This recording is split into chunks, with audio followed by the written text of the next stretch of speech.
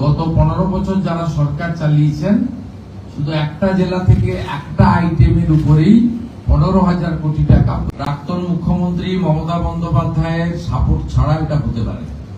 যে লাস্ট গভর্নমেন্টের সময় যেখানে পাথর থেকে বছরে 60 থেকে 80 কোটি টাকা রেভিনিউ আসতো, সেখানে 11 মে থেকে 11 জুন, মানে আমি 9 মে চার্জ নিয়েছি, অফিস করেছি 11 মে 2026 ফার্স্ট অফিস।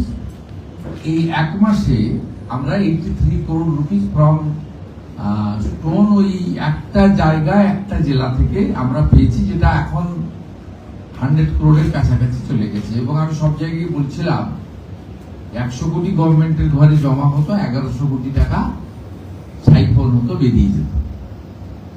এবং আমরা আলটিমেটলি এই টাকার মেন বেনিফিশিয়ারি কে, লাভার্থী কে, এই পর্যন্ত যাবে বেঙ্গল পুলিশই পারবে।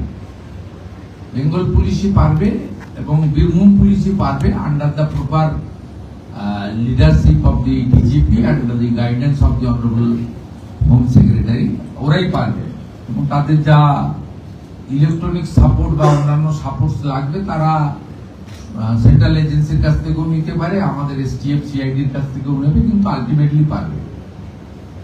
আমি আপনাদেরকে যেটা অফিসিয়ালি বলছি সেটা হচ্ছে গতকাল মিনার মন্ডলের বাড়ি থেকে ক্যাশ পাওয়া গেছে 28,50,47,000 টাকা এবং 15 কেজি গোল্ড। ভ্যালুয়েশন অ্যাপ্রক্স 50 কোটি টাকা, মানে গোল্ড ভ্যালুয়েশন নিয়ে।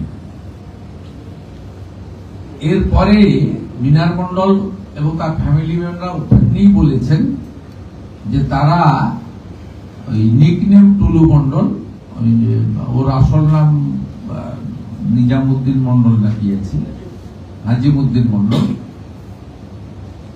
ওনার টাকাই ওখানে ছিল। তাতে আমরা পুলিশকে ইনস্ট্রাকশন দিয়েছিলাম যে ওনাকে খুঁজে বের করতে হবে। এবং আমরা প্রাইমারি যেটা জেনেছি আউট অফ কান্ট্রি রয়েছেন, মানে 4 তারিখে পরিবর্তনের পরেই হয়তো সরে পড়েছেন, হতে পারে, সেটা পুলিশ দেখবে, ইনভেস্টিগেশন পার্টে আছে।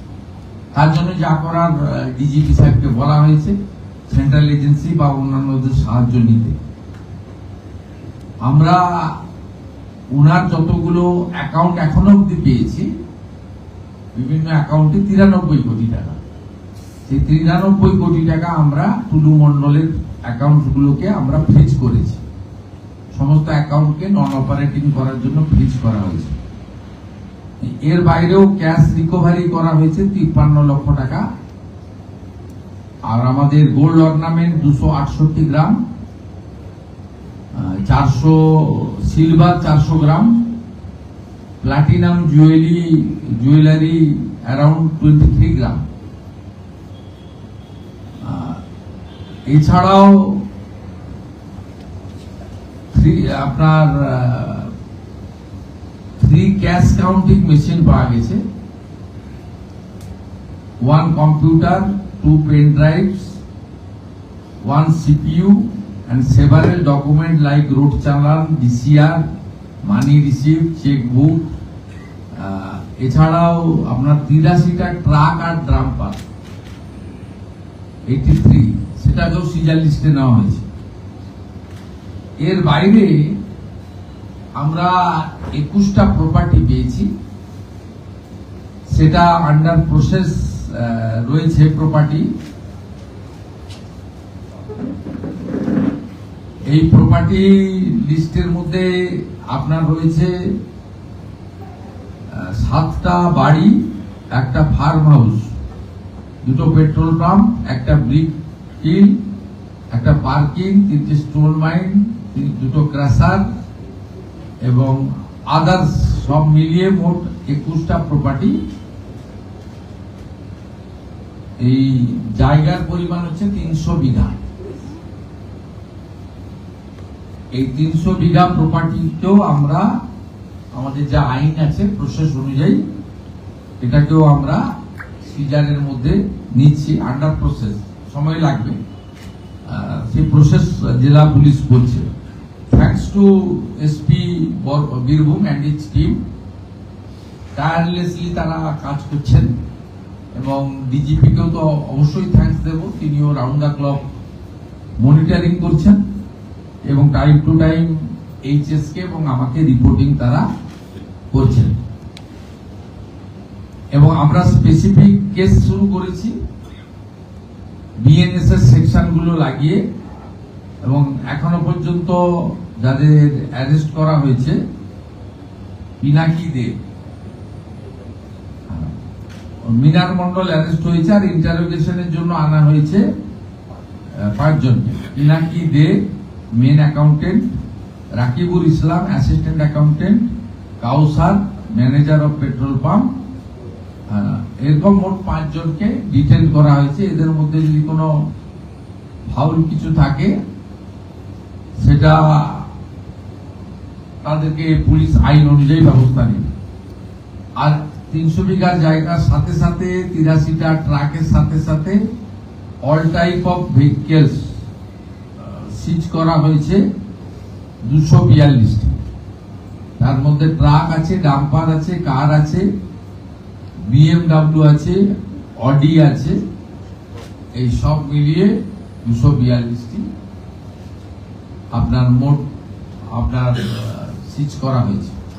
It's a big racket. এরকম বহু জেলাতে আছে, বহু জায়গা আছে। আমাদের সরকার যে কমিটমেন্টের উপরে এসেছিল যে ক্র্যাকডাউন করব এবং যা আইনে ব্যবস্থা নেব এবং এগুলো সিজ করব, অকশন করব এবং যা যা লাগানোর লাগাবো, এবং এই যে হিউজ মিনিমাম 1000 কোটি টাকা একটা আইটেমে একটা জেলা থেকে রেভিনিউ লস, অর্থাৎ গত 15 বছর যারা সরকার চালিয়েছেন শুধু একটা জেলা থেকে একটা আইটেমের উপরেই 15,000 কোটি টাকা পশ্চিমবঙ্গের জনগণের রেভিনিউর টাকা, যেটা দিয়ে সরকার অনেক উন্নয়ন করতে পারতেন, চাকরি দিতে পারতেন, সেটা লিকেজ হয়েছে। তাই মূল যে লাভার্থী, মেন যে বেনিফিশিয়ারি, তাকেও আমরা খুঁজে বের করার জন্য যা যা করার, যতদূর যাওয়ার আমরা যাব। সরকারের সাপোর্ট ছাড়া হতে পারে না। প্রাক্তন মুখ্যমন্ত্রী মমতা বন্দ্যোপাধ্যায়ের সাপোর্ট ছাড়া এটা হতে পারে না। এত বড় র্যাকেট, এত দিন ধরে সবাই ইনভলভ রয়েছে।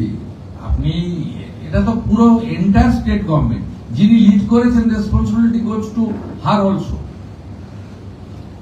বাংলার মানুষের টাকা না, ওনার রেসপন্সিবিলিটি গেছে, কারণ তো একটা একদিনের একটা ইনসিডেন্ট নয়। আমার পিরিয়ডেও তো ইনসিডেন্ট ঘটছে, তার জন্য তো আমি রেসপন্সিবিলিটি নয়, কিন্তু ঘটনার পরে যে অ্যাকশন গুলো আমার নেওয়া উচিত as a head of the government, সেটা আমি পারফর্ম করছি কিনা দেখুন। তার মধ্যে ত্রুটি থাকলে সমালোচনা করতে পারেন, কিন্তু একটা অর্গানাইজ বছরের পর বছর রেভিনিউ ফাঁকি দিচ্ছে। 243টা গাড়ি তো একদিনে কেনা যায় না। অডি, বিএমডব্লিউ কেনা হচ্ছে, লুকিয়ে পকেটের মধ্যে রাখা যায় না।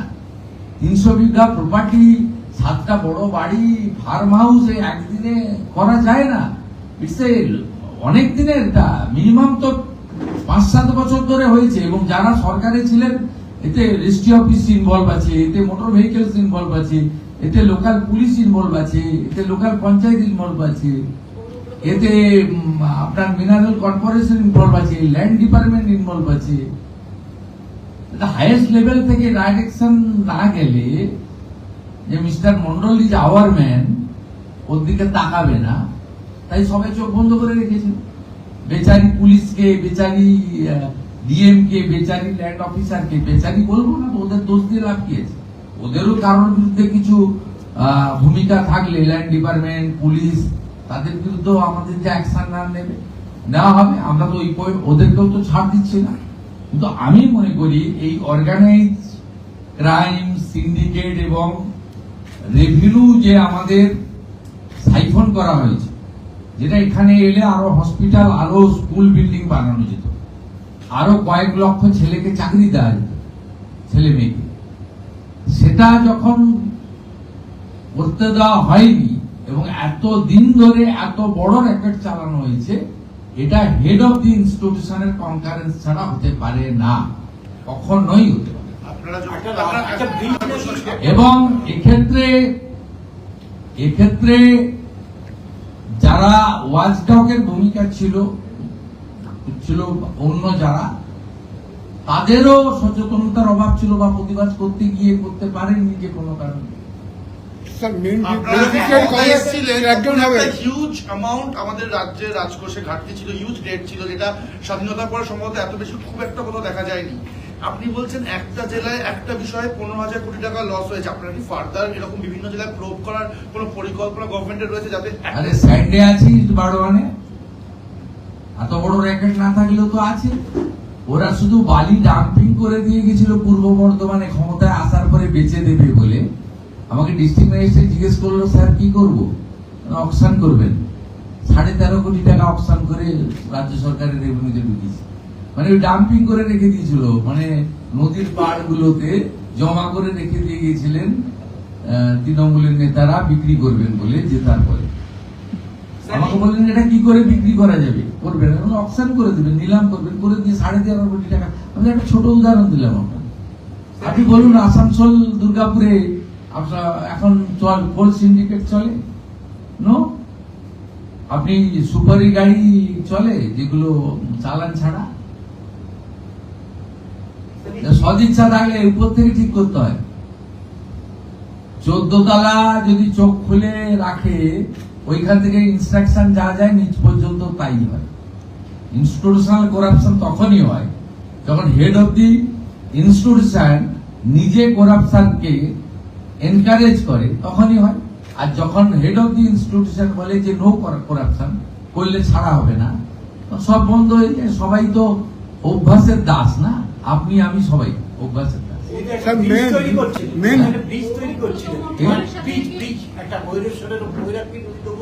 ওটা তো অন্য ইস্যু, ওটা নিয়ে আমি বলতে পারবো না, ইনভেস্টিগেটিং এজেন্সি বলতে। আপনাকে তো আমি বলছি, আপনি তো রেজাল্ট পেতে শুরু করেছেন। এইরকম ক্র্যাকডাউন তো আপনারা দেখেছেন, ইডি সাধারণত করে, সিবিআই করে। হ্যাঁ, তারা ভেরি কম্পিটেন্ট ইন্টারন্যাশনাল অর্গানাইজেশন। কিন্তু বেঙ্গল পুলিশ তো এই ধরনের ক্র্যাকডাউন কবে করেছে মনে আছে আপনার? আপনি ভেরি সিনিয়র জার্নালিস্ট, মনে আছে? স্মরণে আছে কখনো? স্যার, টাকাটার কি কোনো হদিশ নেই? যে ঘুষ টাকা সরকারি কোষাগারে এলো না, পেয়ে গেছি তো। 93 কোটি টাকা সঙ্গে 50 কোটি 150 কোটি টাকা তো হাতে এসে গেছে। এই যে বছর 1000 কোটি টাকা মিস করছি বললাম আমরা, কিন্তু ইনভেস্টিগেটিং এজেন্সি বলবে বিদেশে পাঠিয়েছে কিনা। অন্য কোনো পলিটিক্যাল, উনি নিজে বিদেশে বসে আছেন, কেউ ভানুয়াতুতে বসে আছেন, তো বিদেশে তো গেছে টাকা। অনেকে বিদেশে যেতে চাইছেন চিকিৎসার নামে, আপনি তো যেতে চাইছেন না। এটা কি শুধু আপনি তো চশমা পড়েছেন, আপনার পাওয়ার চশমা আছে, আপনার তো এখানেই চোখ দেখাচ্ছেন। এটা কি শুধু একটি জেলার ছবি না বাকি জেলাতে একই অবস্থা? এটা কি শুধু একটা জেলার ছবি? আমরা বন্ধ করেছি, ক্র্যাকডাউন করেছি। আমাকে অর্থ সচিব বলেছে যে 12% রেভিনিউ গত বছরের থেকে এবছর বেড়েছে।